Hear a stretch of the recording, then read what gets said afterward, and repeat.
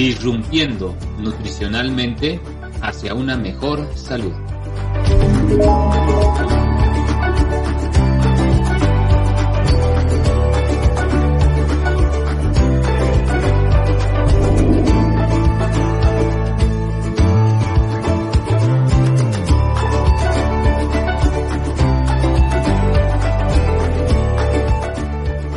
Disrumpiendo nutricionalmente hacia una mejor salud.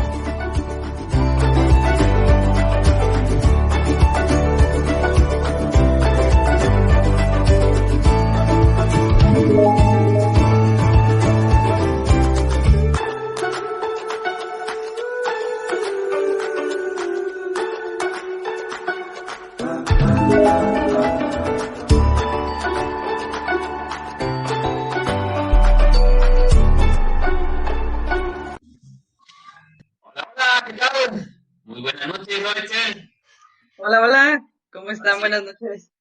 Como dice la frase, tarde pero sin sueño.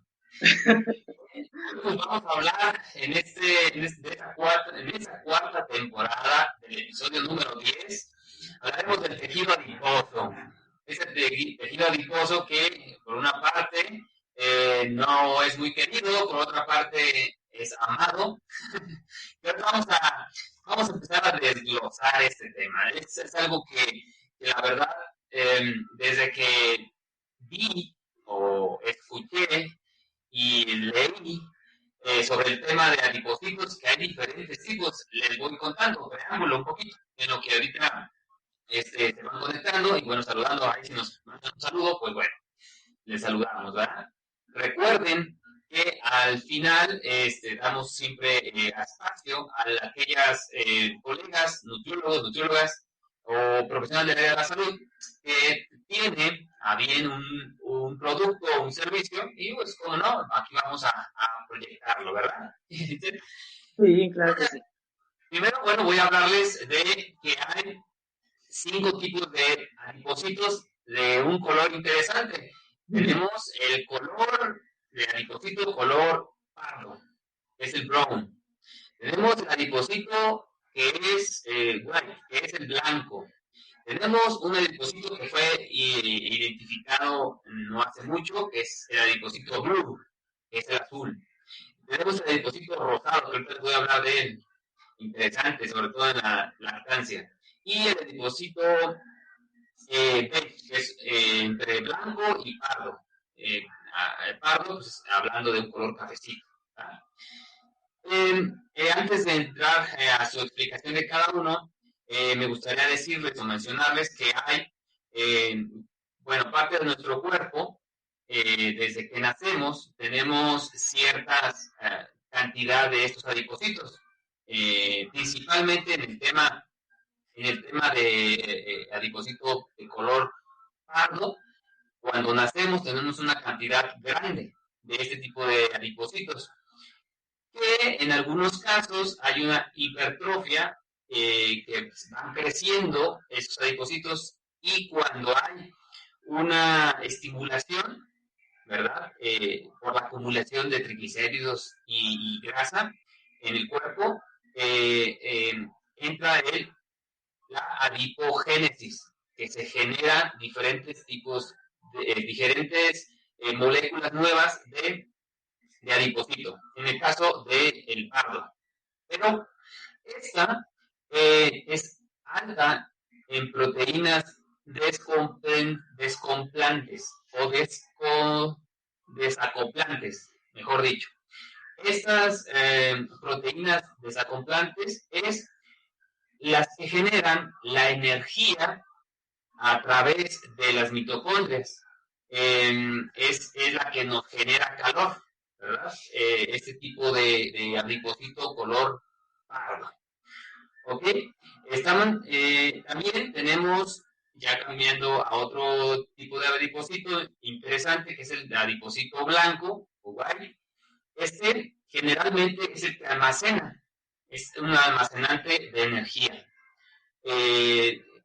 Lo almacena de tal manera que en algunos donde se acumula más es algunas partes especiales del cuerpo, que son las axilas y en el ingle. Y después tenemos el adipocito blue, que esa generalmente se acumula en el hígado, pero no necesariamente tiene que estar en el hígado, también en algunos otros órganos blandos, y está elevado por el exceso o por acumulación de triglicéridos. Ahora bien, no por tener estos tipos de adipocitos que llevamos tres, el pardo, el blanco y el blue, quiera decir que es malo. O sea, de hecho, debemos de tener cierta cantidad para tener, principalmente en las mujeres, una situación, una control hormonal. ¿Okay? Entonces, pues entran otros adipocitos interesantes, digamos que se van adaptando en base a la situación que tiene pues la paciente. En este caso, la mujer lactando genera principalmente adipocitos color rosados, o mejor dicho, adipocito rosado. Esto se acumula más en las glándulas mamarias. Debido pues, al alto contenido o altos niveles de hormona, que como el adipocito pardo se encuentra en esa zona, al estar bombardeado de diferentes hormonas, principalmente oxitocina, se genera este adipocito rosado para acumular mayor cantidad de energía. Por eso la lactancia y la leche materna tiene una cantidad elevada de energía. Por esa característica, también estos adipocitos van dentro de la leche materna. Y también por eso cuando la paciente lactando pierde más pronto peso por esta característica, por este adipocito rosado que se encuentra en esa zona. Entonces, mientras más lactancia des, ¿no? En tu periodo de lactancia, más pronto vas a bajar de peso. Y finalmente, para dejar aquí a mi compañera Itzel con el tema, con otros temas también relacionados al adipocito, está el adipocito beige, que es la mezcla entre el blanco, que ya habíamos mencionado, que es alto en energía, y el pardo. Y en ocasiones, bueno, pues es para cuando hay unos excesos, en este caso, de triglicéridos y colesterol. Entonces, al momento de tener excesos, pues bueno, van acumulándose en diferentes partes del cuerpo. Y nada, brevemente mencionarles que el exceso de estos adipocitos, bueno, pues que va a generar inflamación por la elevada de leptina, y esta hormona leptina va a generar que se libere, que se incremente la presión arterial debido a la inflamación en las zonas donde pasan las arterias, vaya. Se liberan también ácidos grasos, esos van pues, al hígado. Y finalmente mencionarles que el tener una presión arterial elevada más la acumulación de grasas excesivas, se genera una necrosis en la zona donde pues, hay exceso. Por eso a veces vemos diferentes tipos de grasas compactas, grasas blandas, porque también va a depender de cuánta cantidad o qué calidad de alimentos se está consumiendo. Pues este es un tema de horas, el tema de adipocitos, pero quise como resumir algo interesante de los colores de adipocitos que me pareció importante mencionarse. Adelante, Itzel. Ahora es el tema interesante. No, de hecho es algo muy complejo en ese sentido y sí es relevante tomarlo en cuenta porque justo quiero retomar esta parte que comentaba de la inflamación y precisamente voy a hablarles un poco de las funciones a nivel inflamatorio que tiene el tejido adiposo. Evidentemente, pues sí cumple funciones importantes a nivel fisiológico, pero vemos también que cuando este se encuentra ya de forma excesiva, llega a tener algún efecto, sobre todo adverso a nivel en general sistémico y metabólico. Y para esto, pues sí es importante definir este término, que es la inflamación crónica de bajo grado o es la inflamación sistémica de bajo grado de igual manera. Para esto, pues sí me gustaría hacer esta diferencia con respecto a otros tipos de inflamación, porque muchas veces pensamos que la inflamación en este sentido es únicamente como la inflamación que es local o localizada por algún golpe o por alguna lesión, etcétera.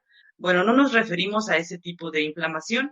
Es una inflamación que se presenta ya a nivel celular propiamente y a nivel sistémico como tal.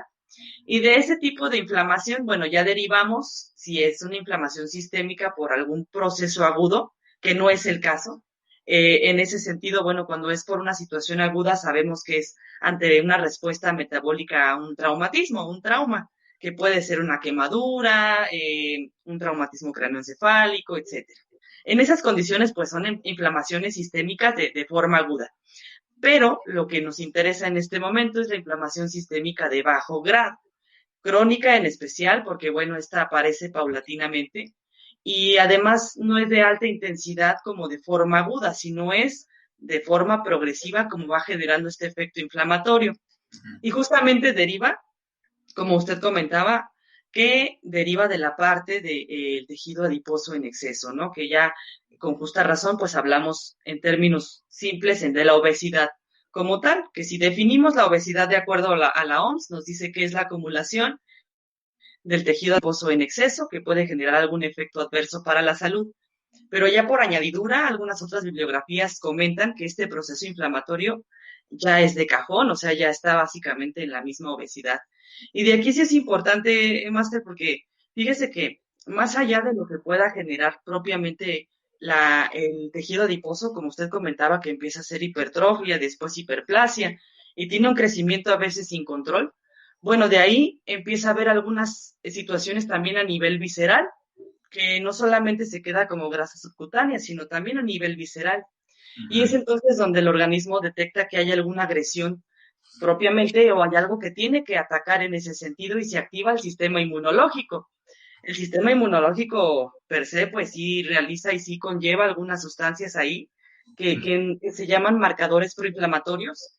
Estas son las citoquinas que libera el sistema inmunológico. Por mencionar algunas, bueno, factor de necrosis tumoral alfa, interleucina 6, interleucina 1, que justo son como las señales de inflamación que le van a avisar a otras células que algo anda mal ahí para que vayan a corregir, por así decir, el problema.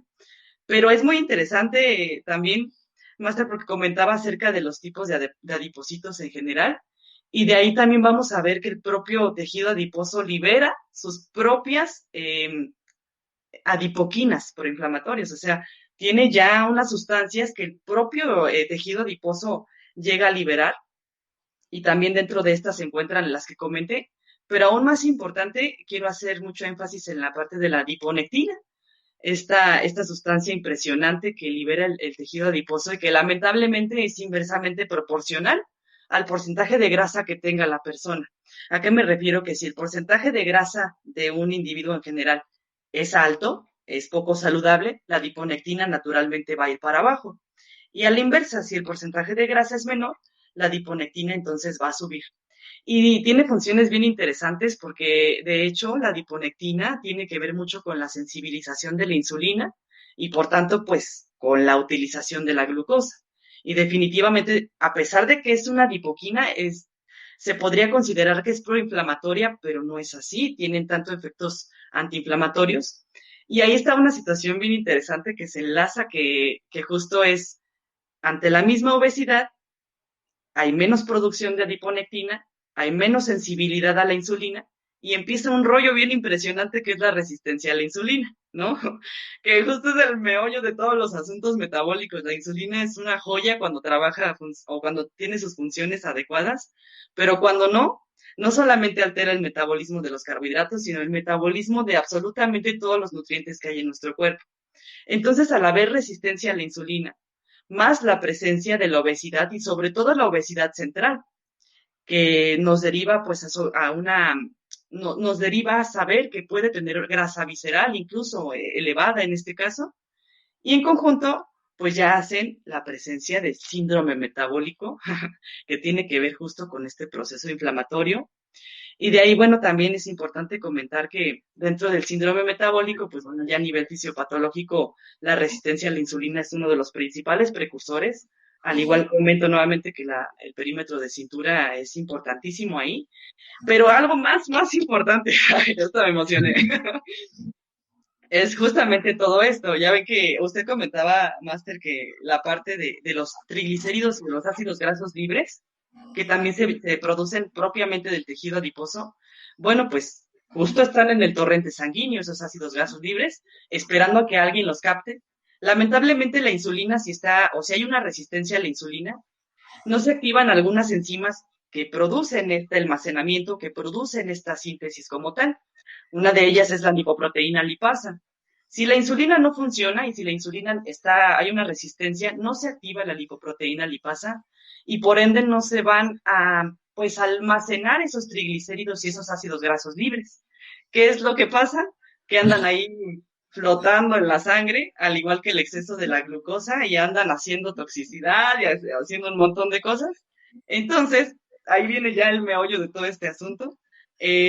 Naturalmente, estos ácidos grasos que andan ahí circulando, lo que sucede es que empiezan a tener remanentes, que justo son como desechos de las lipoproteínas. VLDL de muy baja densidad, por ejemplo, las LDL, desechos de las LDL como las IDL, por ejemplo, de intermedia densidad, y empiezan a responder los niveles de HDL, que son las lipoproteínas de alta densidad. En tanto empiezan a estar ahí, se señaliza el proceso inflamatorio a partir de las citoquinas y las adipoquinas, y llegan unas células que se llaman macrófagos. ¿Recuerdan los macrófagos cómo tienen esta Exactamente, porque el sistema inmune, bueno, las citoquinas únicamente son la señal. Y quien realmente actúa son los macrófagos, son los que dicen, ay, me están avisando que hay inflamación allá, voy a ver qué puedo hacer. Entonces llega precisamente al torrente sanguíneo estas células que cumplen su función. Lo que hacen es fagocitar o comerse a esos triglicéridos libres, a esos residuos, a esos remanentes que están ahí en la sangre sin ninguna función. Sin embargo, estas células no tienen esa capacidad de poder comerse grasa como tal y se vuelven células espumosas, es decir, se vuelven células poco funcionales, los macrófagos se dañan y naturalmente mueren. Pero como un endotelio a nivel de vasos sanguíneos ya está dañado por la misma glucotoxicidad, por la misma presencia de inflamatoria, por la misma presencia de ácidos grasos, estos macrófagos que ya están básicamente lesionados, o que son células espumosas, empiezan a infiltrar las capas intermedias o las capas principales de los vasos sanguíneos. Empiezan a meterse, pues básicamente a infiltrarse y dejan una pequeña como lesión y allí empieza a ingresar muchos desechos de los mismos VLDL, LDL, empiezan a incrustarse ahí. Entonces, el cuerpo detecta que hay una lesión, que hay como una especie de apertura a nivel de los vasos sanguíneos. Y con tal de resanar, por así decirlo, el endotelio, manda las plaquetas y manda fibrinógeno y otros componentes del sistema inmune para que lleguen a esa lesión, entre comillas, y tapen. O hagan como si fuera a resanar una pared, por ejemplo. Llegan ahí. Ya no va a tener la misma flexibilidad. Exactamente. Llegan ahí el fibrinógeno y las plaquetas con tal de tapar, se hace como un acúmulo ahí y es justo la parte de un trombo, ¿no? Forman un pequeño trombo que naturalmente en algún momento se va a desprender y va a viajar a través del torrente sanguíneo. Y justo como usted comenta, esa infiltración de macrófagos y de ácidos grasos que ya está debajo del endotelio de los vasos sanguíneos, empieza a volverse rígido, empieza a otorgarle rigidez a los vasos sanguíneos. Esa es una, aparte de que el calibre, el lumen arterial y en general de vasos, empieza a disminuir y por ende empieza a aumentar la presión arterial, empieza a volverse mucho más rígido los vasos sanguíneos, como comenta, y por tanto pues ya no hay este efecto de distensión ni de contracción. O sea, ya la parte de distender los vasos sanguíneos para mejorar la presión arterial va a ser muy complicada por este proceso aterogénico que se está presentando y todo deriva, fíjate de dónde salimos, todo deriva básicamente desde el exceso a nivel de tejido adiposo que va a radicar, pues bueno, en todo esto, y la insulina juega un papel importantísimo aquí, y la leptina, como comentaba también, porque la leptina sí es directamente proporcional al porcentaje de grasa, su producción. Si tenemos más porcentaje de grasa, se produce más leptina. Y si hay más leptina, hay más apetito. Y si hay más apetito, vamos a estar comiendo más. Y Comer de más. hecho, exactamente, y de hecho, como se produce mucha leptina, pasa algo muy similar a la resistencia a la insulina, que se produce demasiada y llega un punto en el que nuestro cuerpo ya no la asimila correctamente a nivel del sistema nervioso y entonces se vuelve una resistencia a la leptina y el paciente no tiene saciedad. Entonces, es por eso que es importante entender a la obesidad desde una perspectiva hormonal, no tanto desde una cuestión de pérdida de peso o no, un déficit calórico o no, sino desde una situación hormonal y controlando, por supuesto, esta relación a nivel de leptina, de la adiponectina, de la insulina y, por supuesto, de la cantidad o de la carga a nivel del porcentaje de grasa, pues por supuesto que le va a ir mucho mejor a la persona. Por eso he visto algunos tratamientos, hay protocolos que establecen incluso cuando hay una hiperglucemia, bueno, llamada malmente prediabetes, en pacientes con obesidad, pues atienden el tema de hipoglucemiantes. Pero también hay otros tratamientos interesantes eh, para la cuestión localizada. ¿Has escuchado el término crioterapia? Es un poquito más enfocado a la terapia de frío. Y en algunos años estuve en una clínica que atendía esa situación y yo no me explicaba, ya después supe, pero no me explicaba cómo tenía buen resultado, porque no es que eliminas, la verdad es que no. Lo que pasa es que al momento de tener una crioterapia y tener frío en esa zona, constantemente, no es de la noche a la mañana, no es de un día para otro, es unas semanas, incluso algún par de meses, para ver la gran diferencia y es que al momento de estar atendiendo esa zona, ya sea la parte de abdomen, por ejemplo, dar un ejemplo muy vago, esa zona atiendes con crioterapia, con zona de frío, lo que va a estar produciendo es más mitocondrias. Al tener más mitocondrias para generar más calor, en ese momento que estás tú con esa terapia, vas a generar que se vayan desgastando estas proteínas desacoplantes, donde es la que libera la energía mediante las mitocondrias. Entonces, las mitocondrias ocupan ácidos grasos y este tipo de proteínas, lipoproteínas, en el cual tienen que liberar el calor en esa zona. A mayor cantidad de mitocondrias, mayor disminución de en esa zona de grasa, pero solamente hablando de la adiposidad subcutánea. Ya, obviamente, ya el tema de la grasa interna visceral, ya ese es otro tema, donde no es no recomendable, ¿no? Esa terapia. Pero si te fijas, bueno, hay dos formas de atender o de tratar a este tipo de paciente con obesidad, no solamente la cuestión hormonal, sino también la cuestión psicológica, la cuestión de alimentación, y que los tratamientos son multidisciplinarios. Uno pensaría que nada más es el nutriólogo y ya, ¿verdad? Pero sí son varias, apoyos donde sí recomendamos, y se los decimos, que si tienen atienden a pacientes con obesidad, pues sí recomendar que se acerquen y colaboren con un endocrinólogo, con una psicólogo, con un terapeuta, con el tema fisioterapia, con el tema de caminar o andar o poder tener movimientos de manera apropiada y pues su médico, ¿no? De cabecera. Y hacer un equipo interdisciplinario, porque uno solo, como nutriólogo, es complejo. A veces se quiere uno a veces aventar toda la responsabilidad y no siempre funciona de esa manera. Así que les invitamos a que hagan equipo disciplinario. Y bueno, esto fue una probadita, ¿no? De todo lo que realmente es el tema de adipocitos. el tema es muy amplio. Y bueno, ahorita vamos cerrando, Itzel.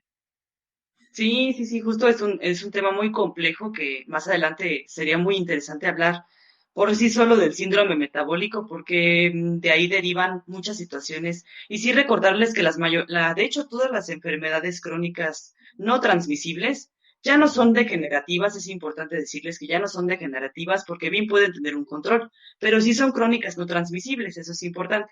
Estas enfermedades todas son proinflamatorias, todas tienen un grado de inflamación.